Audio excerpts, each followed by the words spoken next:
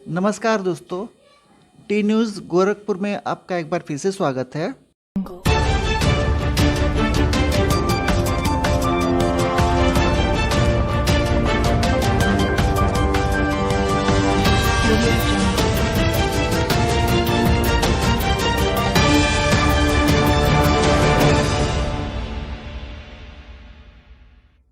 आज हम बॉबिना होटल के पास एक हेल्थ चेकअप कैंप में शामिल हुए हैं, जो कि मिसेस नीतू मिश्रा के घर पे हो रहा है। शहर के एक प्रख्यात न्यूट्रिशियन हमको बताएंगे कि हमको खाने में क्या क्या खाना चाहिए। और जैसे कि हम सभी जानते हैं कि इस भाग दौड़ के जीवन शैली में हम जंक फूड का ज़्यादा सेवन कर रहे हैं, जिससे फैट की समस्या और आम समस्या उत्पन्न हो जा रही हैं। तो इनसे हम जानेंगे कि आज के इस भाग दौड़ में हमको क्या क्या खाना चाहिए। सर, अपना कुछ परिचय दें।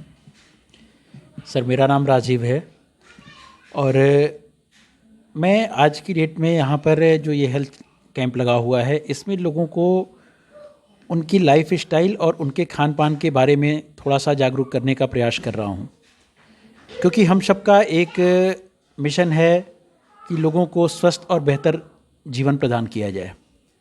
और स्वस्थ और बेहतर जीवन के लिए जो जीवन का सबसे अमूल्य चीज़ है वो होता है हमारी लाइफ स्टाइल और हमारा खान पान।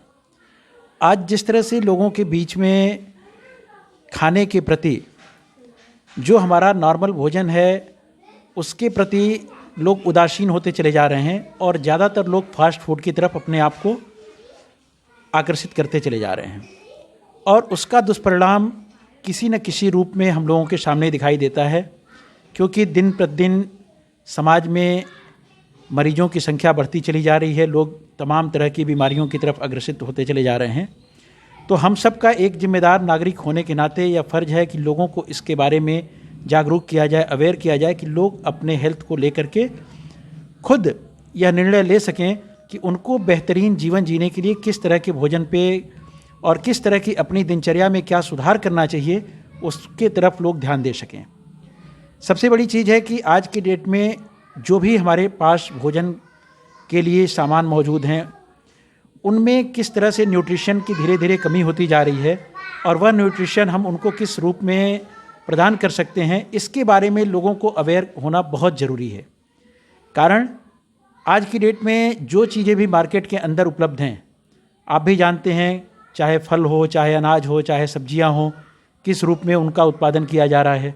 सारी चीज़ें, जैसा कि मेडिकल साइंस भी कहता है कि कोई भी फल अगर पेड़ से तोड़ा जाता है तो उसके 72 घंटे तक ही उसकी पौष्टिकता बरकरार रहती है, लेकिन हम लोगों के पास वह फल आते आते ही लगभग एक हफ्ते का समय बीत जाता है, और आने के बाद उसकी पौष्टिकता जो कुछ बची खुची भी रहती है, वो हम लोग उस फल के साथ में इतना एक्सरसाइज शुरू कर देते हैं, उस फल को इस तरह से धुलना, इस तरह से उसको साफ़ करना कि जो उसके पौष्टिक चीज़ें होती हैं उन्हीं को हम लोग हटा देते हैं। जैसे खीरा है, खीरे के अंदर हम सब जानते हैं कि पानी के अलावा कोई दूसरी चीज़ नहीं।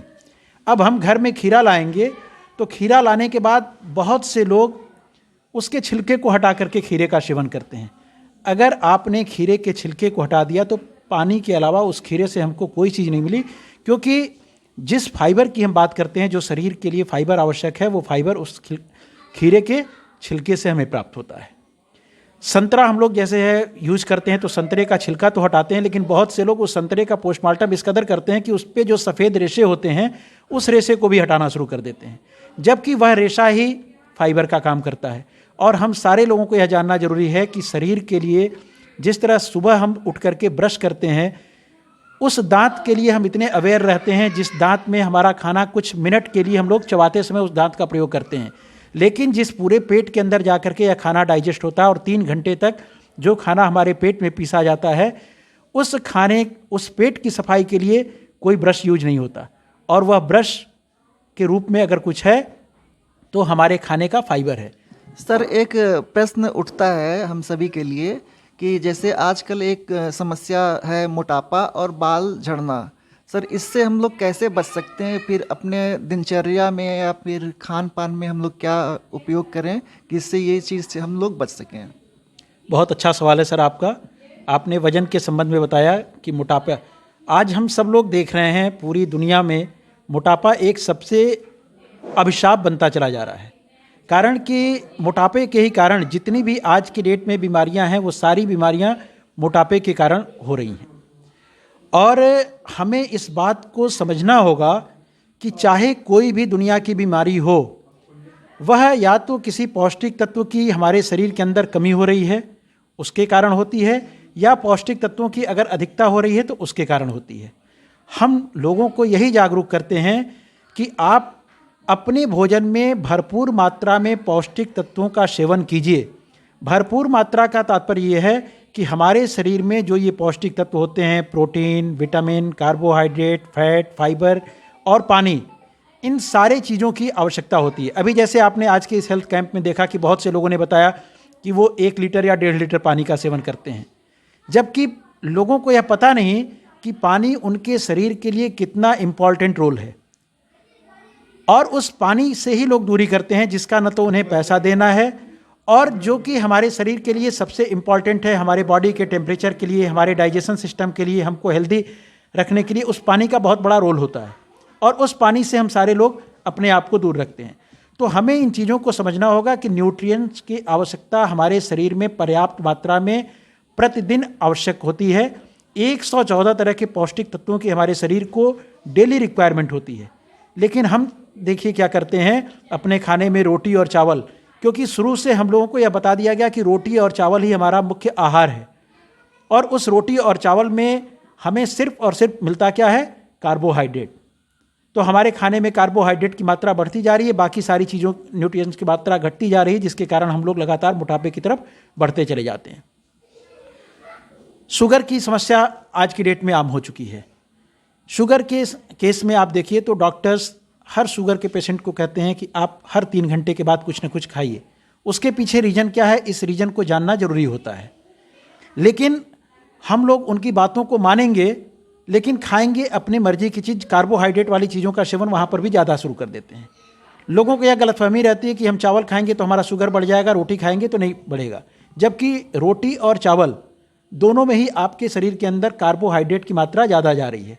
जबकि शुगर के लिए सबसे जो जरूरी चीज़ होता है कि हमको लो जीआई फूड का इस्तेमाल करना है। सर चलते चलते एक क्वेश्चन आपसे करेंगे कि सवेरे से लेके रात्रि के भोजन तक क्या हम लोग का डाइट चार्ट होना चाहिए, उसके बारे में थोड़ा सा प्रकाश डालें। बिल्कुल होना चाहिए सर।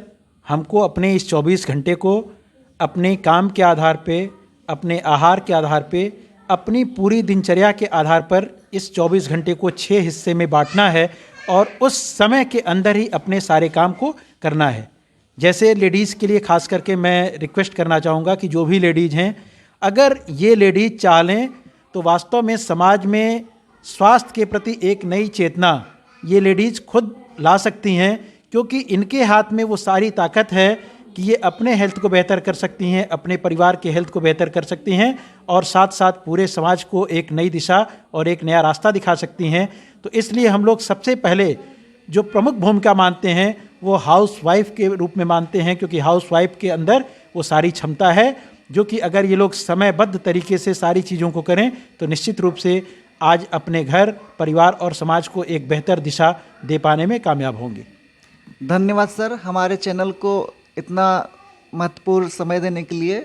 मित्रों, अगर ये वीडियो आपको पसंद आया हो तो आप इसे शेयर कीजिएगा, लाइक कीजिएगा, और अपने जितने मित्र यार हैं उन सबको भी बताइएगा। Thank you sir. Thank you ma'am.